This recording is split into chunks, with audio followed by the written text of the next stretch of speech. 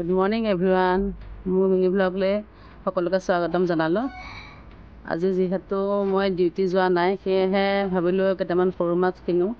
সৰু মাছ খাব বৰ মন গৈ আছিলে আৰু এই সৰু মাছটা কিনি মই মাক দিছোঁ বাচিবলৈ। মায়ে বাচি আছে, চাই থাকিব আপোনালোকে মোৰ ভিডিঅ'টো। মই আজি সৰু মাছ দি কেনেকৈ বনাম, নিমখ অলপ বেছি দি পেলাই মাছখিনি মই এতিয়া ধুই ল'ম ভালদৰে।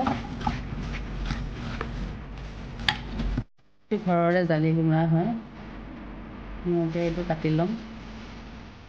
কোমোৰা আৰু আলু মই পিহনাত পিচি দিলোঁ। তাৰপিছতে তিতা কেৰেলা ভাজিম, চুৰি শাক আৰু আলু গুটি কাটি ল'লোঁ। আৰু এইখিনি মাছ দেখিছে আপোনালোকে। কেৰাহী গৰম হৈ গ'ল, এতিয়া মই অলপ তেল দিছোঁ, মাছখিনি ভাজিলোঁ। সৰু মাছত বোলে অলপ নেমু চেপি ল'ব লাগে, তেতিয়া বোলে মাছটো নাভাজে। সেয়ে ময়ো অকণমান কাজি নেমু ৰস চেপি ল'লোঁ।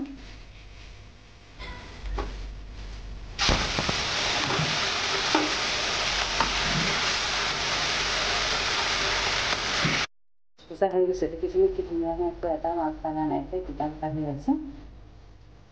এতিয়া মই কেৰাহীত অলপ পিঁয়াজ দিলোঁ, পাঁচফোৰণ দিলোঁ, অলপ লৰাই আছোঁ,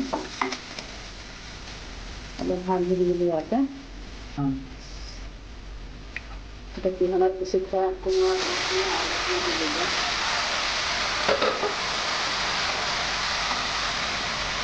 অলপ নিমখ দি দিছোঁ তাতে।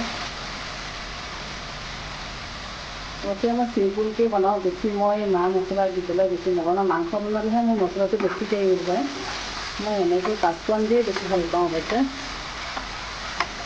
অলপ লৰাই দিলোঁ এতিয়া।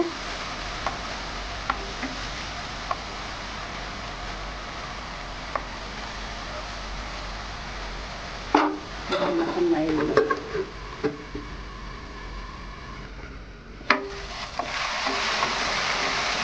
মোৰ কোমোৰা ভজা হৈয়ে গৈছে।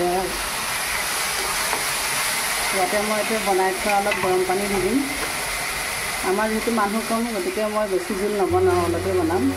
খানাত কোমোৰা বেছি তৰকাৰীটো খাই অৱশ্যে খুবেই ভাল লাগে আৰু মই ভাল পাওঁ। আপোনালোকে এনেকৈ খায়নে জনাবচোন কমেণ্ট কৰি পেলাই, কোনে কোনে এনেকৈ বনাই খায়।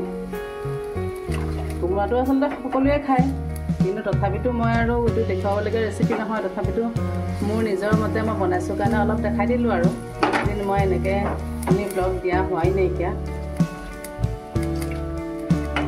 এইখিনি অলপ এতিয়া উতলিব দিম। উতল অহাৰ পিছত মই মাছ দি দিম।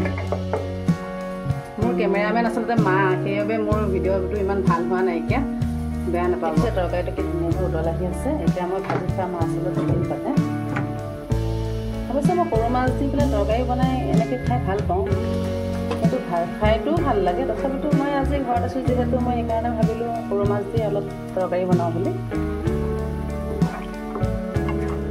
এতিয়া ভালকৈ একদম উতলাই হ'ব দিম। উতল অহাৰ পিছত মই তৰকাৰী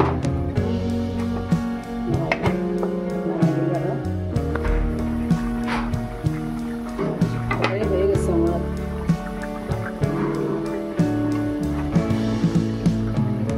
এতিয়া অলপ মই নেমু চেপি দিম তৰকাৰীত।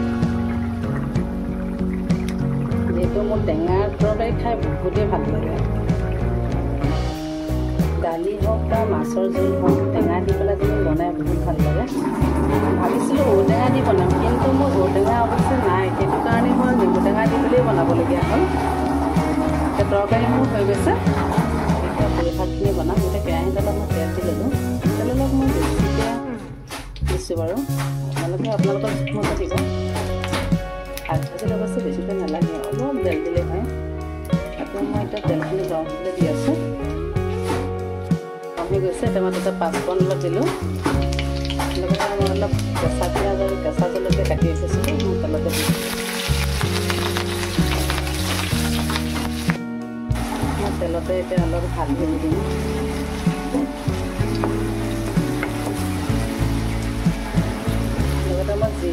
লগতে মই জিৰাটো পিচি ভাজি পেলাই নিজে পিচি লওঁ, পিচি পেলাই থৈ দিওঁ। অলপ জিৰা গুড়া দি দিছোঁ।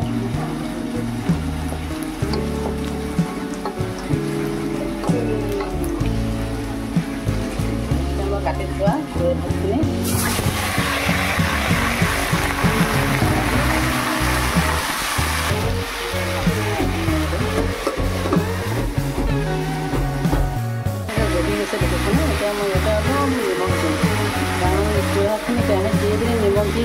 সৰু হয়তো চোকা হ'ব পাৰে, নেমুটো অলপ বেছি হ'ব পাৰে। সেইটো কাৰণে মই বেছিবলৈ দিলোঁ। তাৰপিছত অলপমান মই নিমখ দি দিলোঁ কিছুমান। এতিয়া মই এইখিনি লৰাই দিলোঁ। আৰু এটা কেৰাহী কাটি থোৱা তিতা কেৰেলাখিনি মই এইফালে ভাজিম। আৰু লগতে এইফালেও ভাজিছোঁ, কাৰণ মোৰ বেলেগ কাম আছে, সেইকাৰণে মই জল্দি বনাই আছোঁ।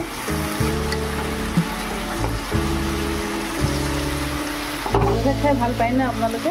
জনাব আছোঁ। এনেইতো বনাই পেলাই খাবলৈ সময় নাইকিয়া।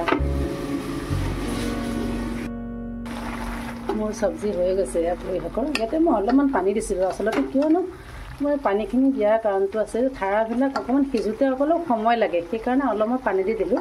এতিয়া পানীটো মোৰ ইয়াত শুকাই গৈছে। আৰু ইয়াতে অলপ মই অকণ সৰু সৰু মাছ কেইটামান মই ইয়াতে দিলোঁ। পুৰি শাক আৰু মাছে বোলে খাই বহুত ভাল লাগে, সেইটো কাৰণে মই আজি চাহটো মানে পুৰি শাক আৰু মাছ দি বনালোঁ। আৰু লগতে মোৰ ইয়াত তিতা কেৰেলা ভাজিও হৈ গৈছে। গতিকে মোৰ ভিডিঅ'বিলাক চাই যদি ভাল পায় আপোনালোকে কমেণ্ট দিবচোন, ভাল লাগিব মোৰো। আৰু লাইক দিব, শ্বেয়াৰ কৰিব, ছাবস্ক্ৰাইব কৰিব, কোনে ছাবস্ক্ৰাইব কৰা নাই এতিয়া। পুৰি শাকৰ চব্জি, মাছ ভাজা, তিতা কেৰেলা ভাজি।